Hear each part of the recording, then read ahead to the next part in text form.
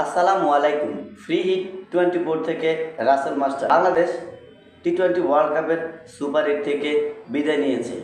বাংলাদেশের এই সুপার 8 থেকে বিদায় নেওয়ার কারণে বাংলাদেশের ক্রিকেট আসলে যতটা প্রশ্নবিদ্ধ হয়েছে, বাংলাদেশের লাখো কোটি ভক্ত হৃদয়ে রোদন আমরা দেখতে পাচ্ছি। বাংলাদেশ ক্রিকেটকে ঢেলে সাজানো হোক, যেমন প্রথমত চন্ডিকা হাতুরু সিংকে বাদ দেওয়া হোক এবং দ্বিতীয়ত টি-20 স্কোয়াড থেকে সৌম্য, লিটন, জুনিয়র তামিম, শান্ত এদেরকে বাদ দেওয়া হোক এবং সকল ফরম্যাট থেকে সাকিব মাহমুদুল্লাহকে বাদ দেওয়া হোক। নবীন আন্ডার 19-20 থেকে ব্যাটসম্যান নিয়ে টি-20 স্কোয়াড গড়া হোক এবং মেহেদী মিরাজকে টি-20 ক্যাপ্টেন করা হোক এবং বিশেষ করে আন্ডার 19-20 যারা ভালো ব্যাটসম্যান রয়েছে তাদেরকে দিয়ে টি-20 স্কোয়াড করা হোক এবং সাথে মমিনুল রয়েছে সিনিয়র। আমরা ভুলে যাই, আমরা ক্রিকেট বিসিবি আমরা অনেক ক্রিকেটারের ক্যারিয়ার নষ্ট করে দিই। মমিনুল হচ্ছে এমনই একজন ব্যাটসম্যান যিনি প্রথম 10 ইনিংসে 50 করেছিলেন টেস্টে, যেটা সচিন টেন্ডুলকারের রেকর্ডও ভেঙে ফেলেছিলেন। সেই মমিনুল ইসলামকে আমরা কখন যে কীভাবে ওর ক্যারিয়ারটাকে ধ্বংস করে ফেলছি আমাদের সেটা জানা নেই।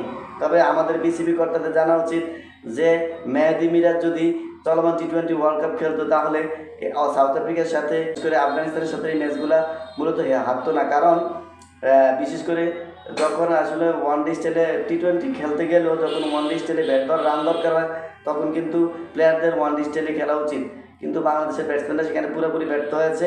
তাই আমি মনে করি সকল ফরম্যাট থেকে সাকিব আল হাসান এবং মাহমুদুল্লাহ রিয়াদকে অবসরে পাঠানো হোক এবং লিটন, সৌম্য, জুনিয়র তামিম, শান্ত এদেরকে টি-20 স্কোয়াড থেকে সরিয়ে আন্ডার 19-20 থেকে এবং মেহেদী মিরাজকে ক্যাপ্টেন করা হোক। এটার পক্ষে আমি যুক্তি পোষণ করছি। আমাদের টি-20 ওয়ার্ল্ড কাপ 2024-এর সবচেয়ে বড় প্রাপ্তি হচ্ছে বাংলাদেশ এ যাবৎকাল যতজন প্লেয়ার টি-20 ওয়ার্ল্ড কাপ খেলেছে সর্বোচ্চ উইকেট শিকার করেছে এক আসরে তিনি হচ্ছেন ইশাদ হোসেন। তিনি এক আসরে সেমিফাইনাল পর্যন্ত গিয়েছেন, যেহেতু তিনি 14টি উইকেট নিয়েছেন। এই তালিকার শীর্ষে রয়েছেন ফজল হক ফারুকী, তিনি 16টি উইকেট নিয়েছেন। তো আসলে আমাদের সেরা বাংলাদেশের কম রান দিয়ে সেরা উইকেট নিয়েছেন আমাদের তানজিম সাকিব, তিনি 7 রান দিয়ে নিয়েছিলেন 4টি উইকেট নেপালের সাথে। এই হচ্ছে আমাদের আসলে বড় পাওয়ার মধ্যে এগুলোই বলা যায়। অন্য ব্যাটসম্যানরা আমাদের বা যারাই ব্যাটসম্যান রান করেছেন তাদের কাছ থেকে আমরা এটা আশা করিনি। শেষ ম্যাচে মাহমুদুল্লাহ রিয়াদ যে পারফরমেন্স করেছেন আসলে হতাশাজনক, দুঃখজনক। যাই হোক, ওনারা বাংলাদেশ দলকে অনেক দিয়েছে, অনেক পেয়েছি। এখন বাংলা ক্রিকেট আরও উন্নত হয়েছে।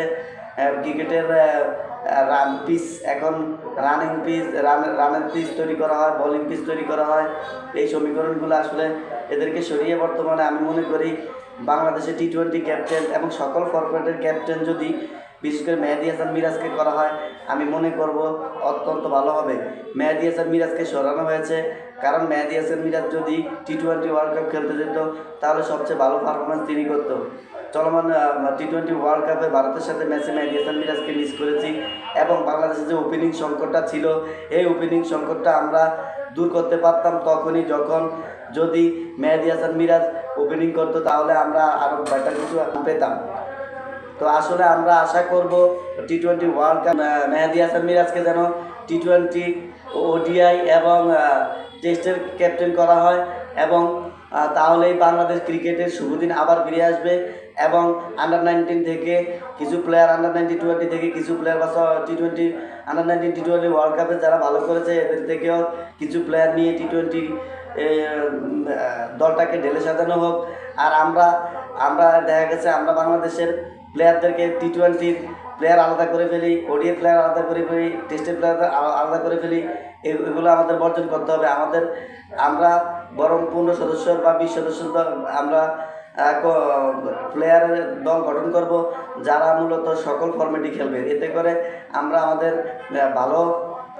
ভালো মানের আমরা প্রত্যেকটা সিরিজেই T20 হোক আর ওডিআই হোক আর টেস্ট হোক, আমরা প্রত্যেকটা সিরিজে আমরা ভালো কিছু আশা বা প্রত্যাশা করতে পারবো। পরিশেষে ফ্রি হিট 24 থেকে আমি রাসেল মাস্টার বিদায় নিলাম। আল্লাহ হাফেজ।